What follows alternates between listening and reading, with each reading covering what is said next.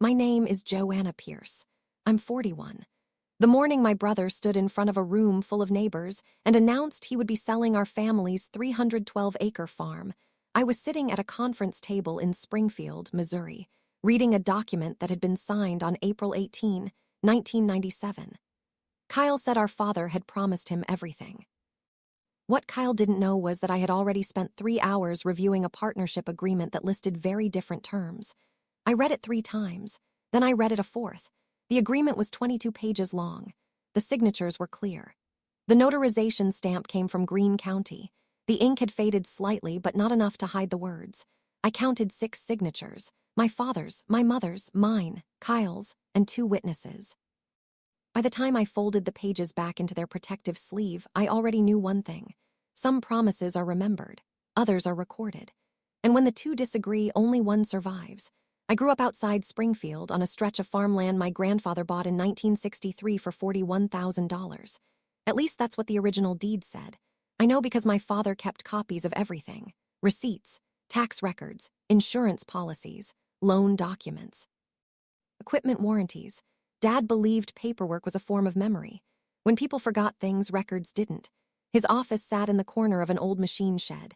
Metal filing cabinets lined one wall. 6 cabinets, 4 drawers each, 24 drawers total. I counted them when I was 9 years old. Dad laughed when I told him. "You count everything," he said. He wasn't wrong. I counted fence posts, hay bales, cattle tags, rain barrels. I counted because numbers stayed put. People didn't. Kyle was 3 years younger than me. Growing up, everyone assumed the farm would eventually belong to him. Not because Dad ever said so, because that's how people thought. Farm sons inherited farms, farm daughters left. At least that was the expectation. The strange thing was that I never left. I earned an accounting degree from Missouri State University and came back. Not because I had nowhere else to go, because I liked the work. I handled records, taxes, equipment financing, payroll, federal program filings. For almost 17 years, I sat at the same desk and balanced books while Kyle handled field operations. Dad appreciated both of us. At least I believed he did. The first warning sign arrived years before the conflict. It happened during Thanksgiving in 2016. Nothing dramatic, no shouting, no argument, just a sentence. I remember because I wrote it down later. Kyle was talking with neighbors near the barn. Dad had stepped away. Someone joked about retirement. Kyle smiled and said, "Doesn't matter, this place ends up mine eventually anyway." Everyone laughed. Nobody corrected him. I counted 7 people standing there. Not one objected. When Dad returned 10 minutes later, the conversation had moved on. I considered mentioning it. I didn't.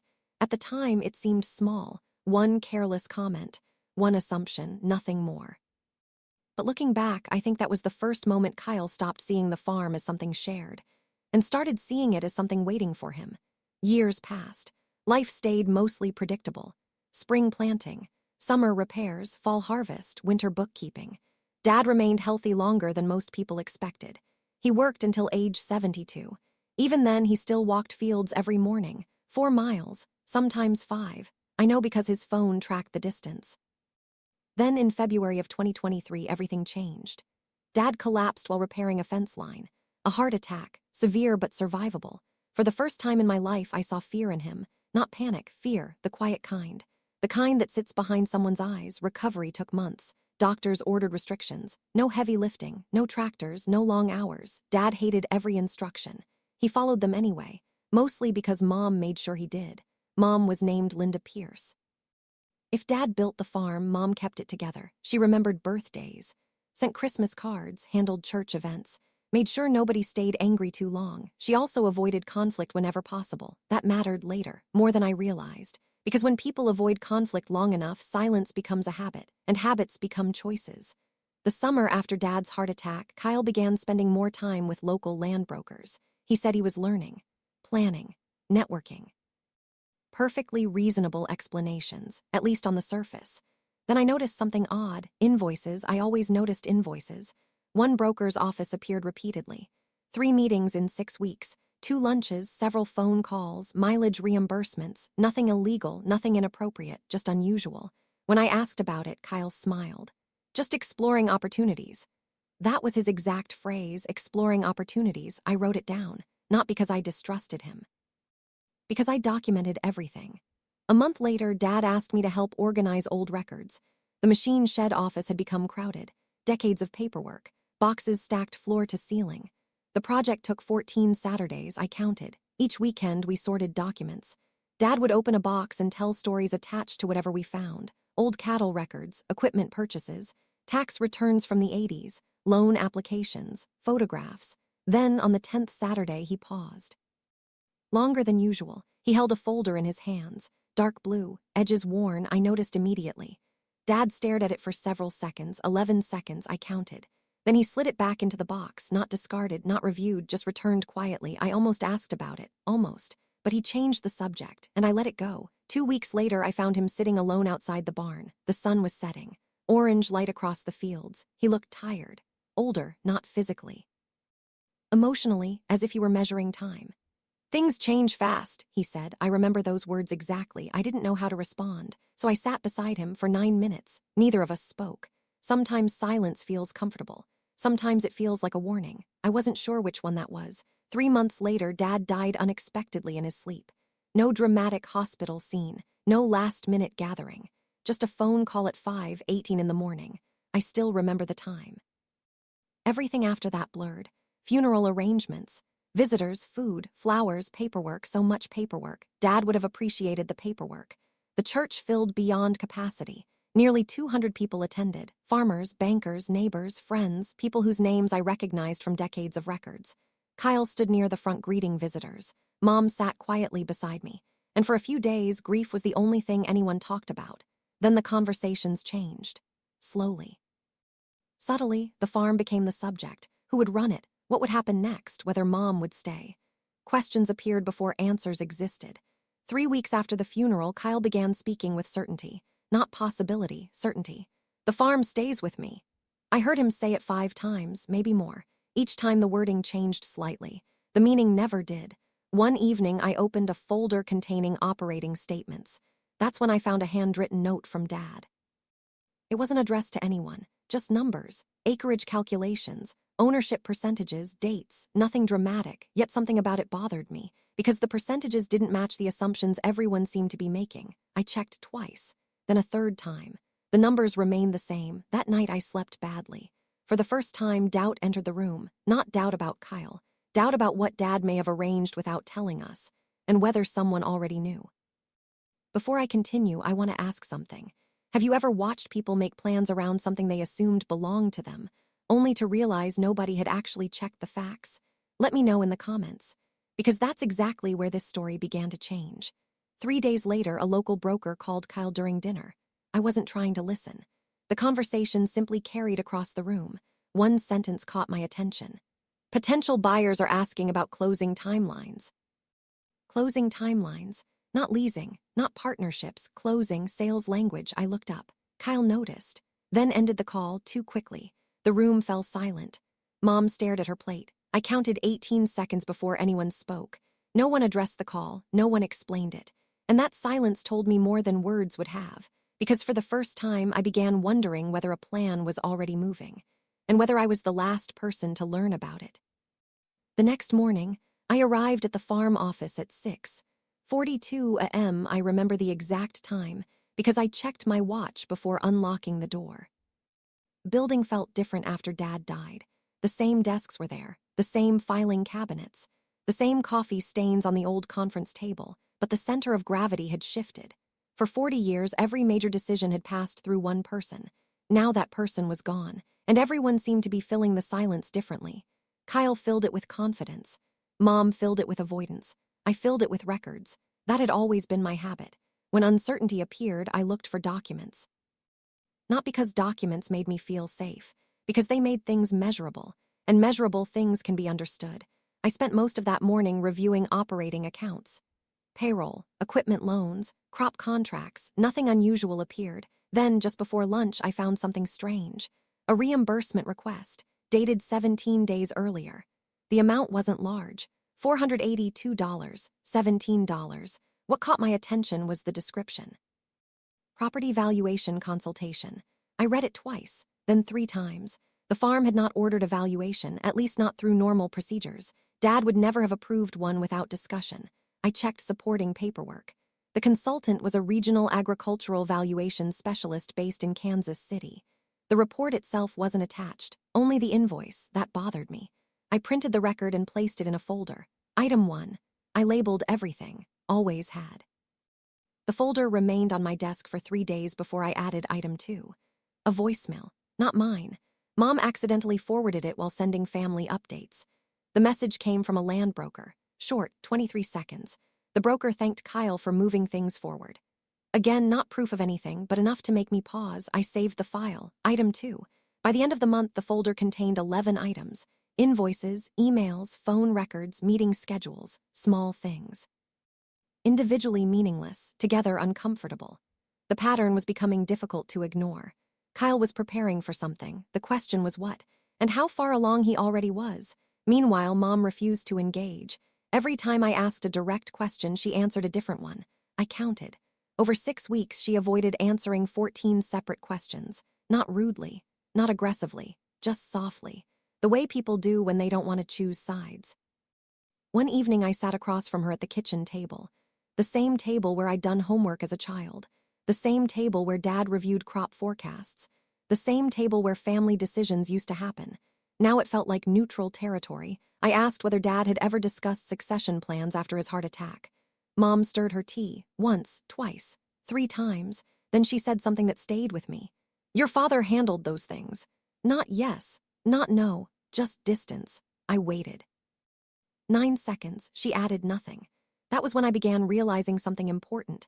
Mom knew more than she was saying, maybe not everything, but enough. Enough to be uncomfortable, enough to stay quiet. The enforcer role wasn't obvious yet, but it was forming.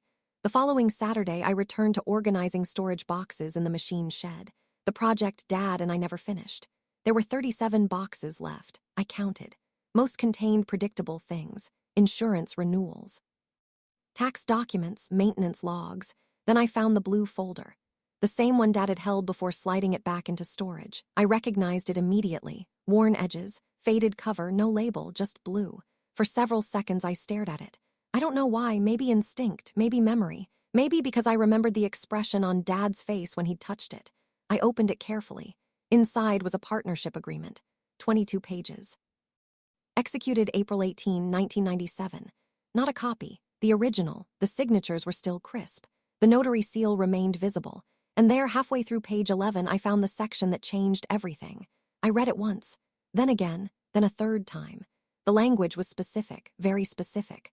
Upon the death or permanent incapacity of either founding partner, ownership interests would transfer according to predetermined percentages. Not assumptions, not verbal promises. Percentages, legally binding percentages. The farm wasn't structured as a simple inheritance. It never had been. Dad and Mom had created a partnership decades earlier. Ownership distribution had been planned long before anyone imagined conflict. The agreement listed percentages for each child. Mine included. Kyle's included. Neither of us owned everything. Neither of us was intended to. I sat alone in that office for 41 minutes. I counted. Outside, tractors moved across distant fields. Inside, my entire understanding of the future shifted. Not because the agreement favored me, because it favored reality. The records didn't support what Kyle had been telling people. Not even close. That realization felt less like victory and more like pressure. Because now I understood something else. If Kyle genuinely believed Dad promised him the farm, then eventually he would collide with this document. And collisions like that rarely happen quietly. I called nobody that day. Not an attorney, not Mom, not Kyle. I simply scanned every page, created backups, stored copies in 3 locations. Dad would have approved, documentation first, conversations later. 2 days passed, then 3. I carried the knowledge alone. Part of me hoped I was misunderstanding something. Maybe there were newer agreements. Maybe amendments existed. Maybe Dad had changed plans, so I kept searching. Records, boxes, cabinets, bank correspondence, estate files. That's when I found another document. A safe deposit inventory from Midwestern Community Bank, updated less than a year before Dad died. The inventory referenced original founding records and ownership documents. Everything matched. No amendments, no replacement agreement, no revised percentages. The partnership remained active exactly as written. 26 years later, the contradiction was now undeniable. Kyle's version of events and the recorded version could not both be true. One of them would eventually lose. The problem was timing, because timing suddenly became very important. 3 days later, I learned why. A neighbor stopped by the office. Harmless conversation at first. Weather, harvest forecasts, equipment repairs. Then he casually mentioned attending a meeting with Kyle. A meeting with potential buyers. I felt my stomach tighten. Not dramatically, just enough to notice. I asked how many buyers. The neighbor shrugged. 3 groups, I think. 3 groups. I wrote it down after he left. That afternoon, I checked county records. No sales filings yet, no transfer notices, nothing official, which meant something crucial. Whatever Kyle was planning had not reached the public record stage. Not yet. There was still time. The fast timeline had begun. I didn't know exactly how much time, only that a clock was now running. The next morning, I contacted Harold Benson, 71 years old. Former banker, family friend. Known Dad for nearly 40 years. If there was anyone who might understand the agreement, it was Harold. He agreed to meet that afternoon. His office overlooked the town square. Same building he'd occupied since 1992. When I handed him the partnership agreement, he adjusted his glasses and began reading. The room stayed quiet. I watched the clock. 5 minutes. 10, 17, 22. Finally, he looked up. And the expression on his face told me everything before he spoke.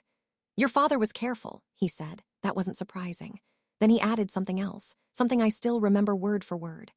Joanna, if somebody is trying to sell this farm as though these percentages don't exist, they're going to have a problem. Not might, will, going to. The certainty landed heavily. I asked whether the agreement was enforceable. Harold nodded. Immediately. No hesitation. Then he said something unexpected. There may be people already assuming the farm belongs entirely to Kyle. I laughed quietly, not because it was funny, because it was true. Half the county probably believed it. Harold folded the agreement closed. Then he gave me advice Dad himself would have appreciated. Don't argue with assumptions, document facts. That became my plan. No confrontation, no accusations, no speeches, just records, dates, percentages, signatures. The truth already existed. My job was protecting it long enough to be seen. A week later, I accidentally discovered how close the situation had become. Not through spying, not through investigation, through a group text. Someone added the wrong number. Mine.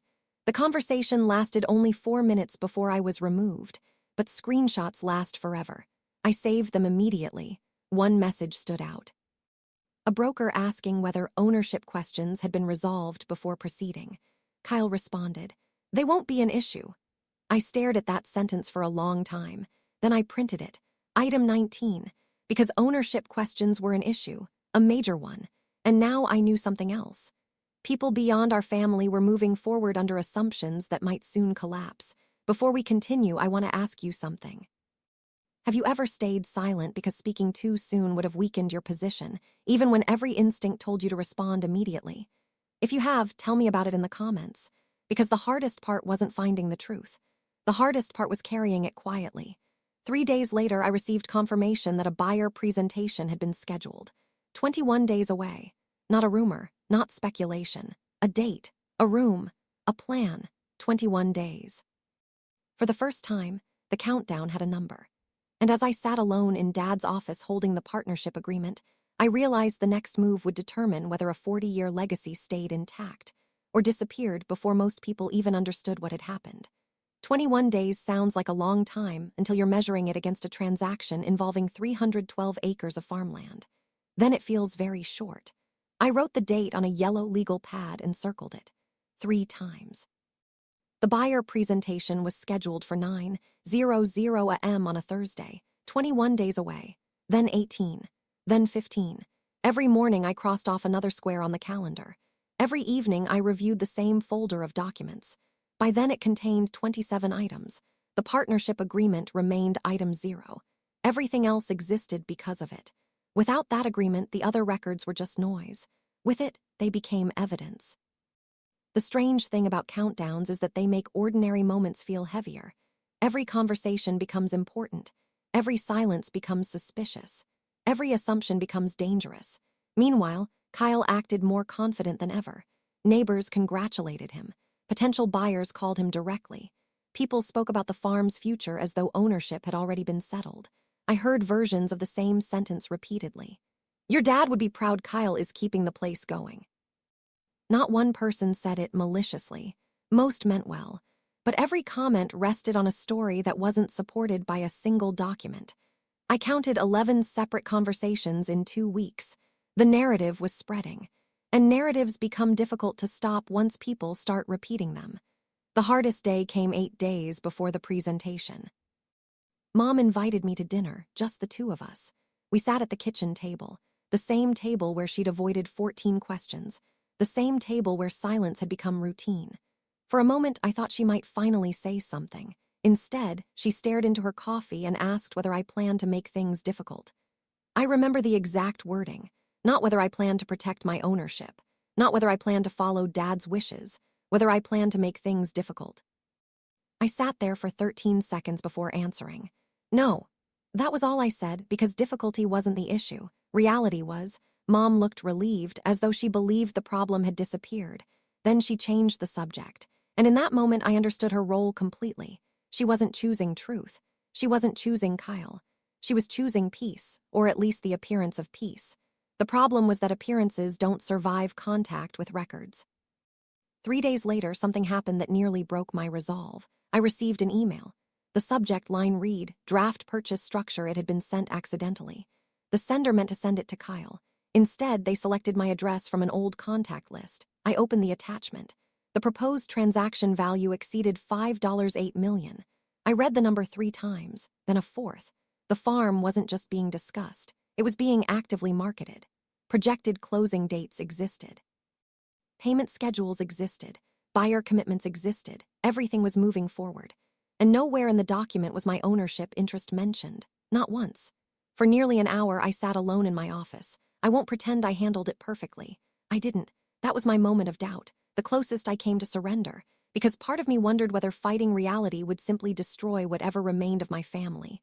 I thought about Dad, Mom, Thanksgiving dinners, birthdays, Christmas mornings, 30 years of memories. What would happen after this? Would there be anything left? I sat there for 56 minutes, I counted. Then I opened the partnership agreement again.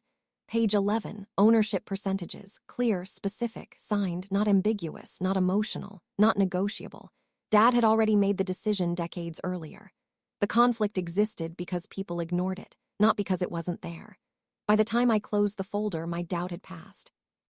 Not completely, but enough to continue. The presentation day arrived on a Thursday morning. 9:00 a.m. a conference room at Morrison and Blake Attorneys at Law. Neutral ground, professional, public enough to matter, private enough to conduct business. Exactly the kind of place Dad would have trusted. I arrived at 8:17, 43 minutes early. The partnership agreement sat inside a leather portfolio. Harold Benson arrived at 8:29. The longtime banker greeted me with a nod. No speeches, no dramatic reassurances, just presence. Sometimes that's enough. By 8:45, buyers began arriving. 3 groups, just as I'd been told: attorneys, financial advisors, agricultural investors, people carrying spreadsheets and valuation reports, people expecting a routine meeting. Then Kyle arrived, confident, relaxed, wearing the same smile I'd seen for weeks. The smile of someone who believes the outcome is already decided. Behind him walked Mom, Linda Pierce, the enforcer, quiet as always. I noticed she wouldn't meet my eyes. The clock read 8:57, 3 minutes remained. At exactly 9:00, the meeting began. The lead attorney welcomed everyone. Introductions followed. Property discussions started. Acreage, revenue, crop history, projected earnings. Everything sounded polished, prepared, organized. Then one buyer asked the question. Can we review ownership documentation before proceeding? The room became very still. I counted. 7 seconds. Kyle answered first. Of course. He slid a folder across the table. Inside were operating records, tax summaries, property descriptions, useful documents, but not ownership documents. The buyer looked confused. The attorney looked confused. Harold looked down.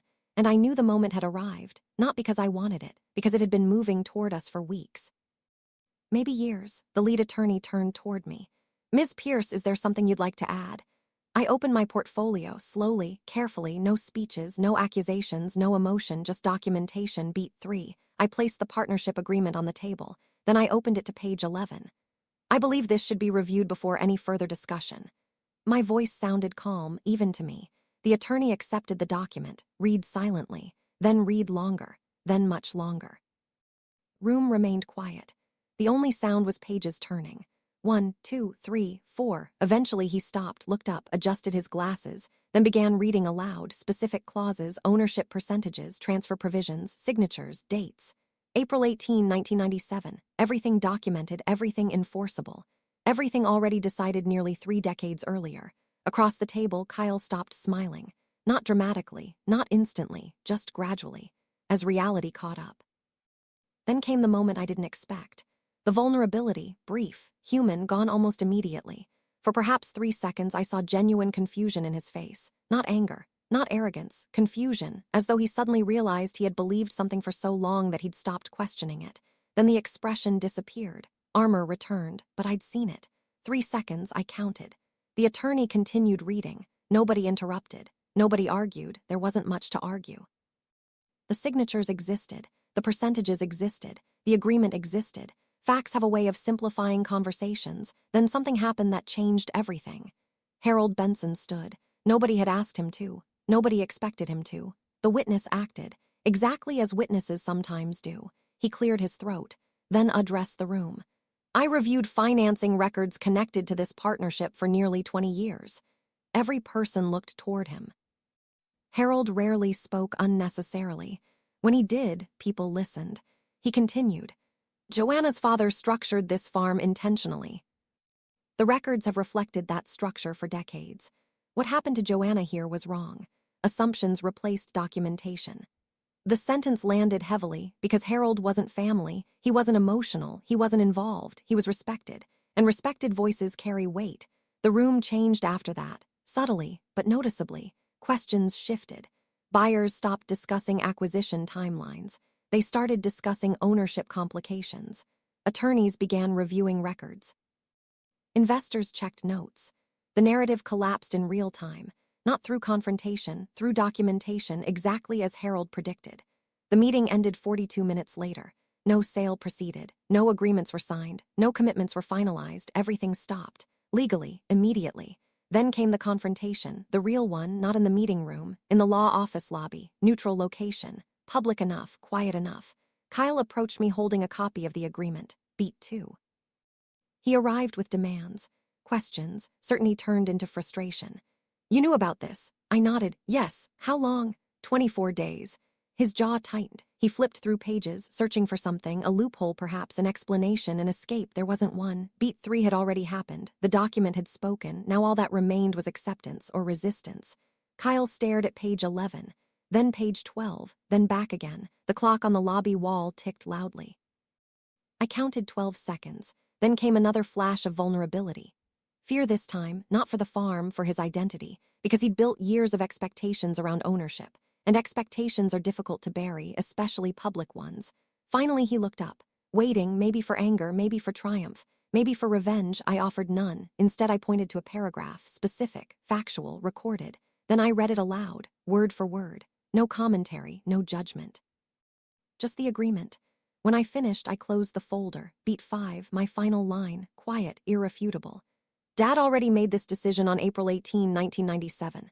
Nothing else, no speech, no celebration, no victory lap, just a date, a document, a fact. Kyle had no answer, beat 6. He looked down, then away, then toward the parking lot. For a moment I thought he might say something. He didn't.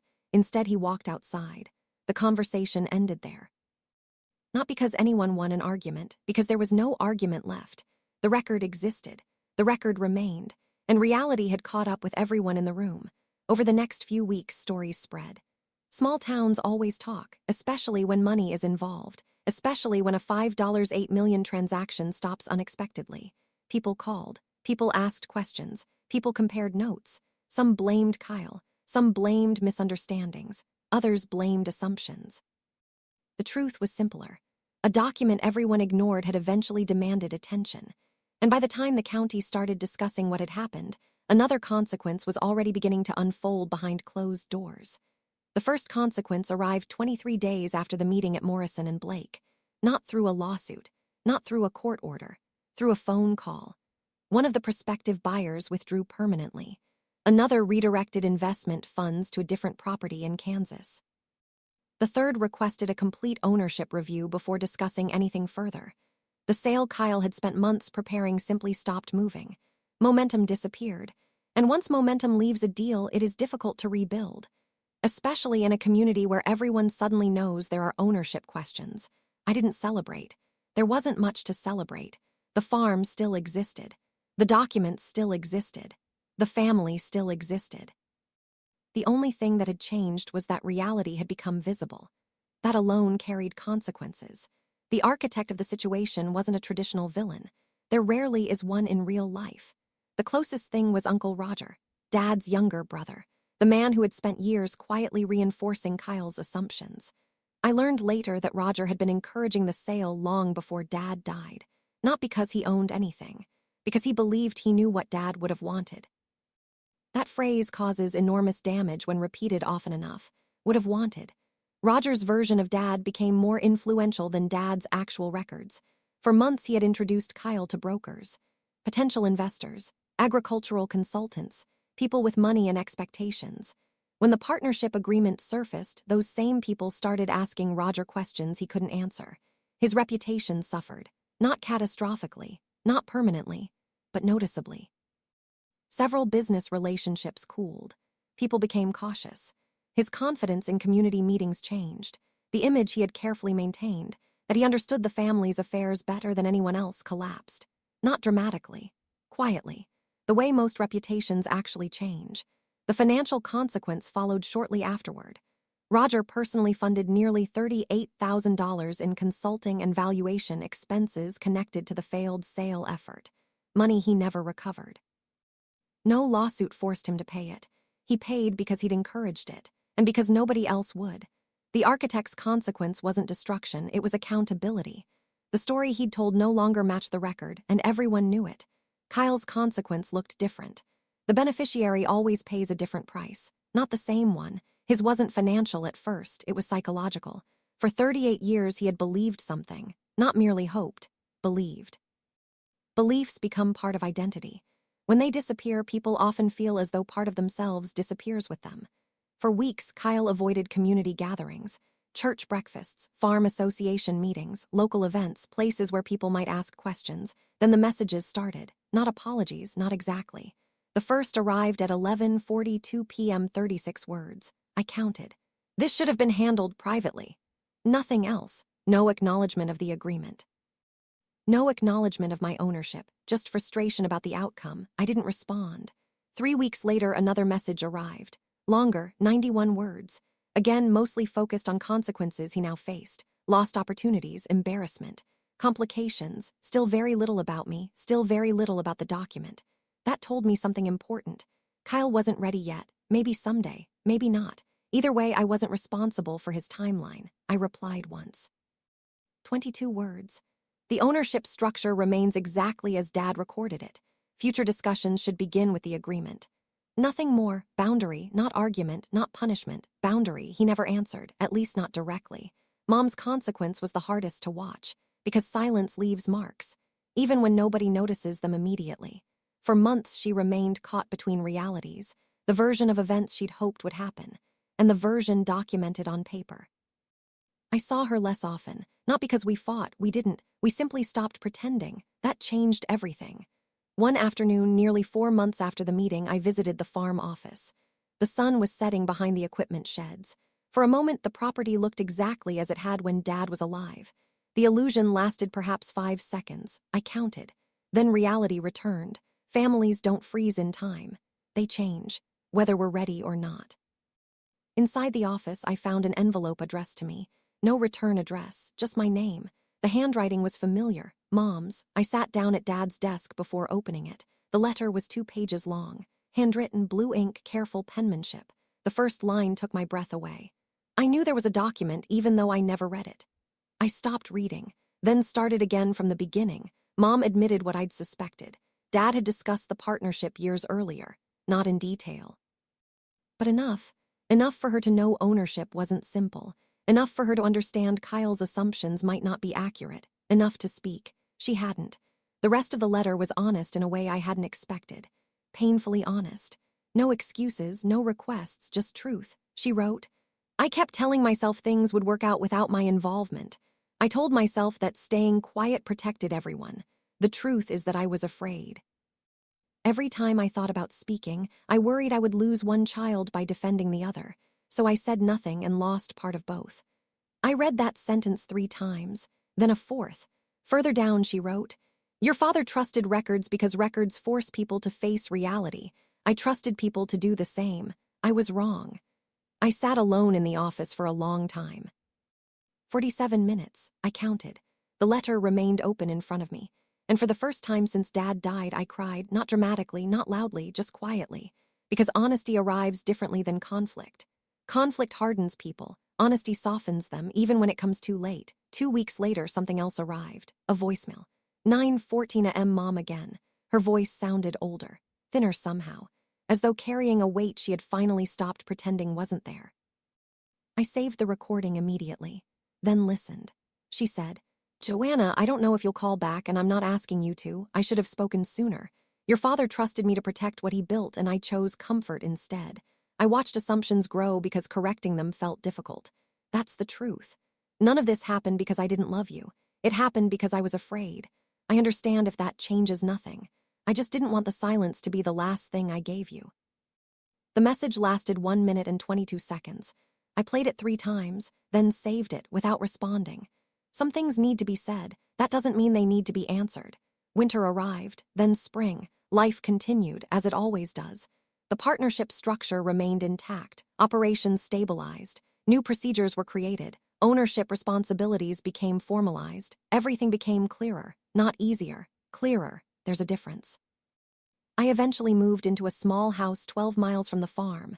Nothing fancy. 2 bedrooms, white siding, a front porch facing west. The first thing I hung inside wasn't a family photograph. It was a framed copy of the partnership agreement's signature page. Not because I worship paperwork, because it reminded me of something important. Truth doesn't become true when people acknowledge it. It remains true whether they acknowledge it or not. My relationship with Kyle settled into something difficult to define. We weren't enemies. We weren't close. We exchanged necessary information. Operational decisions, financial reports, whether concerns, nothing personal, at least not yet. Maybe one day that changes, maybe it doesn't. Real life rarely offers clean endings. Uncle Roger and I spoke only twice that year. Both conversations lasted less than 5 minutes. Polite, professional, distant. The damage wasn't explosive. It was cumulative. Trust leaves one small piece at a time. Mom and I slowly rebuilt something. Not what existed before, something smaller, more honest. We met occasionally for coffee. Sometimes conversation flowed. Sometimes it didn't. Neither of us forced it. Grief has its own schedule, so does forgiveness. Before I finish, I'd like to ask something. If you've ever had to choose between peace and truth, comment one word, peace or truth. And if you're listening from somewhere in the United States, tell me your city. I read every comment because stories like this are rarely about farms or money. They're about what happens when records and relationships collide. A few weeks ago, I sat on the porch of that small white house just after sunset. The air smelled like fresh-cut hay from a neighboring field. In my hands was the original partnership agreement from April 18, 1997. The same document that had quietly waited 29 years to be read by the people who needed it most. I watched the last light disappear beyond the fence line and rested the folder beside an old photograph of Dad standing near the south pasture. I wasn't triumphant. I wasn't angry. I wasn't even certain about what our family would look like 5 years from now. What I felt was quieter than that. Something earned. Something steady. The kind of peace that comes not from winning, but from no longer carrying the weight of pretending a record says something it never did.